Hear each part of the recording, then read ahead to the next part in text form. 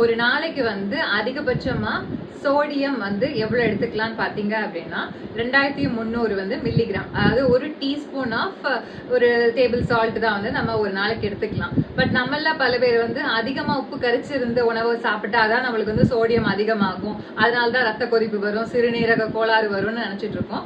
But அப்படி கிடையாது. நார்மலா வந்து உப்பு வந்து சாதாரணமா இருக்கிற மாதிரி தான் இருக்கும்.